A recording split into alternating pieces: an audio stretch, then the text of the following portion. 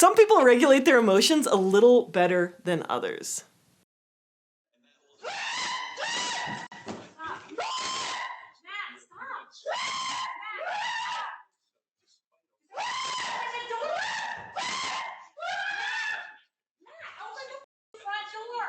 Now, we all have moments where we freak out, some more than others. So what are the things that people who tend to regulate pretty well do?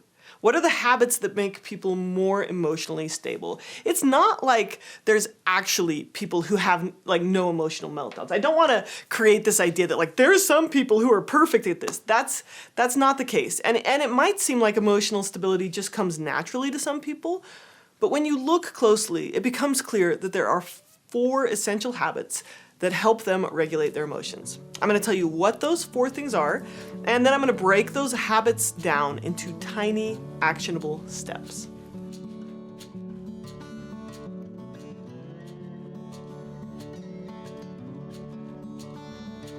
Okay, habit number 1. People with good emotional regulation. Oh, let's do this first. Ta-da! Okay, people with good emotional regulation skills, they don't react when they're highly emotional, and they don't just suppress their feelings. It's not that emotionally stable people don't have feelings. They do, plenty of them. Instead, they've trained themselves to pause. They notice when they're highly emotional, and then they slow things down. So instead of having like trigger react, they've paired trigger pause. Viktor Frankl said, between stimulus and response, there is a space. And in that space is our power to choose our response. In our response lies our growth and our freedom. So if it's not about just like suppressing our emotions or trying harder, how do you train yourself to pause? How do you practice that? Let me teach you some strategies for this, okay? So they don't just stop it. They have an action that they do instead of reacting. They've practiced this action over and over until they get better at it. So what do? What is this action they train? They close their mouth. They have a filler response. Maybe they say something like, let me think about that. Or if they're feeling like they might get violent, they put their hands behind their backs or in their pockets. They might have trained a response to take a long, slow breath. Even like a 5-second breath can give your nervous system time to settle before you speak or act. People who are more emotionally stable have built systems to slow themselves down. So for example, they might have a rule that says no big decisions without sleeping on it. Like you cannot quit your job, get engaged, or buy something really big without sleeping on it for 24 hours. Or they might have a rule that says they have to consult with their spouse before buying anything over $200. Perhaps the way they pause themselves down is they write about the problem before making a decision. Now, mindfulness practice can also help you sit with these feelings without needing to act on them right away. So what I would encourage you to do for this first one is choose a pause behavior that you like and start to practice it. Practice it every day in tiny situations, and you'll start to get really good at it, even in intense situations. So this is something that you learn like muscle memory. The old trigger was, when I feel emotional, I react. The new trigger has to be rewired. When I feel emotional, I pause. One of the best ways to train yourself to slow down is to get better at predicting your emotions. Surprise exaggerates every emotion.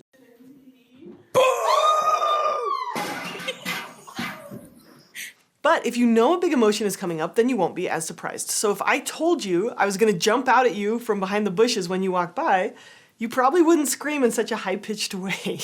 Okay, so get to know your triggers. Be aware of the things that start getting you worked up before you're already at a 10. If you know that when you're hungry or tired or stressed out, you're more likely to be emotionally reactive, don't make a big decision. Pause. Right? If you know that that around certain people you're much more likely to be tense or reactive or impulsive, or if you know what times of day you're more sensitive, these are all ways to get better at predicting your emotions so that you can start pairing this pause reaction. Once you know what your triggers are, this is not just an excuse to avoid these situations. It gives you a chance to prepare yourself to respond to them in a better way. One of the best ways to build this skill is to reflect and get perspective. And this is why therapy can be so powerful. But at the end of the video, I'll teach you a method you can also do on your own. Okay, here's the second habit for emotional regulation. Have you guys ever heard this story? A woman's sitting in an airport waiting for her flight. She buys a bag of Oreos and sits down next to a man while she waits for the plane to come. As she reads, she notices that the man keeps reaching into the bag and eating the cookies. She becomes more and more irritated. She starts thinking, oh my gosh, how rude. He is stealing my Oreos. But instead of confronting him, she just silently judges him while continuing to eat from the bag herself. So he'll grab an Oreo, and then she'll grab an Oreo. And she's like fuming with anger, and she's being a little bit like passive aggressive, like eating her Oreos a little bit loudly. The man calmly keeps sharing the cookies without reacting. And this makes her even more annoyed. Eventually, there's only one Oreo left. The man takes it out of the bag, breaks it in half, and offers her a piece. She is like, oh, the nerve, right? She's shocked by his audacity, but she takes it anyway. Finally, she boards the flight, sits down on her seat, opens her purse, and finds her own unopened bag of Oreos in her purse. Suddenly, she realizes the truth. She was the one eating his cookies all along. All of those feelings of anger and self-righteousness, indignation, they were all based on a false story where she was the victim to his rudeness. When in reality, he was actually being very patient, very generous, very forgiving towards her. Healthy people get to know the stories that they tell themselves. They question their stories. They might be victim stories, angry stories, self-righteous stories. I made a whole video on this, which I will link below. Emotionally stable people don't believe everything they think or feel. Emotions are like smoke alarms. They are loud, and sometimes they come on fast. Sometimes they mean that there's a fire. Sometimes they're going off because you took a hot shower or the smoke alarm is low on batteries. And that's how emotions can be. They feel intense and they feel real. If I'm angry, if I feel angry, it feels like I'm being mistreated. If I'm panicking, it feels like I'm in danger. If I'm sad, it feels like everything is awful. But just because I feel something, just because I think something, doesn't mean it's true. When a smoke alarm goes off, it's a warning that we need to check if something is wrong. It does not always mean that the house is burning down. So when I feel a big emotion, it means I need to take a minute and ask, is something wrong? And if the answer is yes, then ask, what steps should I take to fix it? Emotionally healthy people know from experience that their feelings and their thoughts lie all the time. So if our thoughts and feelings aren't always accurate, what are we supposed to do with them? Let's learn how to create space so that thoughts and feelings don't run your life. Here are a few ways people with good emotional regulation do it. They hold their thoughts at arm's length and they ask, is this thought helpful? They look at their feelings and their thoughts and say, is this feeling accurate? They question their stories. So instead of being like, they're disrespecting me, they might question and see, I wonder what's going on. I wonder if there's something else that's causing those behaviors. Maybe they're stressed, right? Maybe this isn't about me. They look at the big picture and they ask, how will this feel tomorrow or next week? They ask, do I want this feeling to control me, to make my decisions? They name their feelings. So simply labeling what you feel, like saying, ooh, I'm feeling anger rising, or this feels like shame. Naming emotions calms the brain and creates space between stimulus and response.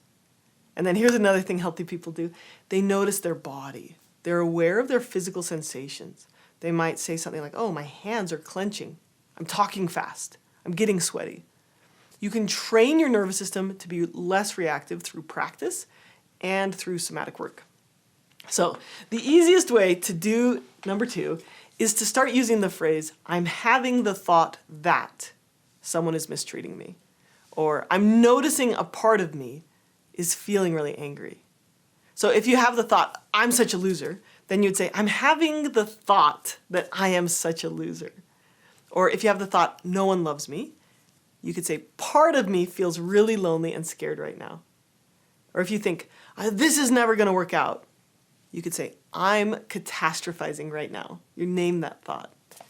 If you think, she makes me feel so angry, my chest feels tight with anger. Okay? You can do this with an outward focus too. So instead of telling your partner, you never take out the trash, you could say, part of me thinks or feels or worries that you don't care about me. But there's another part of me that knows that you're making a lot of sacrifices for our family. The whole goal here is to create some space between yourself and your thoughts and your feelings. It gives you freedom to choose what actions to take. So instead of letting your thoughts or feelings make your decisions, you constantly ask, what is most important to me? What kind of person do I want to be? And these are your values. And when you pause and you don't believe everything you think or feel, it gives you the space to make choices that line up with the values for the good life that you do want. Now, these are a few of the skills that I teach in my How to Process Your Emotions course. You'll get 31 bite-sized lessons that will help you build emotional regulation skills. The course is included with monthly membership, which also has a live Q&A with me, and the link is in the video description. Okay, so first, we pause. Second, don't believe everything you think. Question your stories. And the third is you don't repress your feelings. You don't struggle against your feelings. Emotionally stable people process their feelings instead of repressing them. Feeling is something that's actually happening in your body. Just because the thoughts around it might not be true, the sensations and the nervous system activation are actually happening here in this present moment. Healthy people allow feelings to be there, and they give themselves time to process them in their mind and in their body. Repressed emotions are like an overfull refrigerator. The more stuff we shove in there, the more likely it is that something will fall out, spill over, go rotten, or smell bad. When our default reaction to an emotion is to just stuff it, or ignore it, or distract from it, big stinky emotions are going to build up and make it much more likely that they will explode later. Processing emotions takes 4 steps: observe, explore, choose, and then act or accept. So, after pausing, when a big emotion comes up, we observe our emotions, we slow down, we get curious. We allow them to be there. We notice them in our bodies, we name them, we show them compassion. Then we explore them. So you might take your thoughts and feelings that you noticed from step 2, and you would sift through them and ask, which thoughts are helpful, which ones aren't. It can be really helpful to say them out loud or write them down, and then to check for cognitive distortions like catastrophizing or black and white thinking. An important part of this process of processing feelings is that we don't shame ourselves for having feelings or for our past reactions. This usually trains us to be more reactive. So instead of shaming, we treat ourselves with compassion throughout this process of working through our feelings, and this trains us to be more patient and calm with ourselves and others. Harsh self-criticism makes you more reactive. Talk to yourself like you would talk to a good friend. You could say something like, "This is hard, but I'm okay." And that's going to help lower that emotional charge. I think one of the biggest reasons why people repress feelings is because they're ashamed of feelings. Okay? And then as part of processing emotions, you can also do some body soothing, like some self-care, do something you enjoy, and that helps your nervous system complete that reaction. Here's the other important part about processing feelings. It's not just all about the emotions. When there is actually a problem, healthy people figure out what they can change, and they take some action to make things better. They make choices based on values and not feelings. So you might say, I feel terribly angry, and I can choose to speak with kindness. I can feel angry, and I can choose to take rapid and forceful action that's helpful to help someone too. Right? Or to set a boundary. One time for me, this involved shoving someone away. Most of the time, though, it involves setting a clear, careful, thoughtful, intentional boundary, or taking a purposeful action that lines up with the kind of person you want to be. The difference is I'm making a choice. I have agency. I'm deciding. My feelings are informative, but they don't make decisions for me. So emotions might show up in a big, loud way. You're going to pause, and then you're going to ask if they're telling you that something needs to change, and then you're going to take action, and then soothe your body. So after a stressful event, healthy people allow themselves to shake, to run, to cry, to soften, to soothe, to relax, to laugh, to connect, and tell the story. Okay? This is how we process emotions in a nutshell. That's like the most nutshell version I've ever made of how to process your feelings. Okay, here's the 4th habit to regulate your emotions. And this is the one that I think transforms every emotional experience into a win.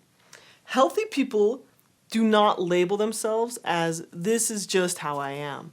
They treat every experience as an opportunity to learn. You don't have to be perfect. That's not the purpose of life. It's to learn and grow through our experiences. The difficult or painful experiences are all opportunities to deepen your capacity, to get better at feeling. So how do we do this? You've got to treat yourself and your mistakes with compassion. Get good at making repairs. You know how we get better at making repairs? You mess up. You practice again, right? If you do overreact, you apologize and you recenter. This trains you to bounce back faster than aiming for perfection. And then again, with the growth mindset, like if you were in school, you would write things down, you would study them out. With emotions, you can reflect with journaling or debriefing or talking with someone. And that's how we learn from the situations that we have without judgment. Rehearsing and practicing out loud how you would respond differently in the future can also be a really good way to train yourself to be less reactive. So if you need to set a boundary with your boss, practicing it out loud ahead of time can help you be more intentional and less emotionally reactive. So how do we do this? How do we get to the point where we respond to feelings instead of reacting to them? It's simply practice. Every single day, you will get a chance to practice responding to feelings. So, to put this all together, here's a quick way to practice. Bring to mind a mild frustration from your day. Do not pick the biggest one yet. Notice and name it. So say to yourself something like, I'm noticing anger or stress or fear is here. Then imagine yourself putting that feeling to the side. It's present, but you don't have to pick it up right now. You could say, I'm having the thought that, or I'm having the feeling of. Then you could ask yourself, what were the triggers? Ask yourself, what kind of thoughts are you having? And then ask yourself, do these thoughts help? Are they accurate? Then write down, how would you like to handle this? Being the kind of person that you want to be, what would you do? So you say, oh, I would ask them to stop. Okay? Then just practice that. Now say it out loud, right? Practice it. Please stop. I don't like what you're doing, right?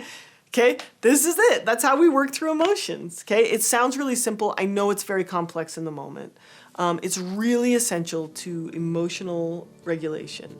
And as you practice this every day, you'll find that you're able to pause and not freak out when something triggers you, okay? I know this sounds complicated, but the good news is every single day you get a chance to practice this. So I know you can get better at feeling. I know you can get better at being less emotionally reactive and more emotionally stable. Thank you so much for being here. You've got this. Please take care.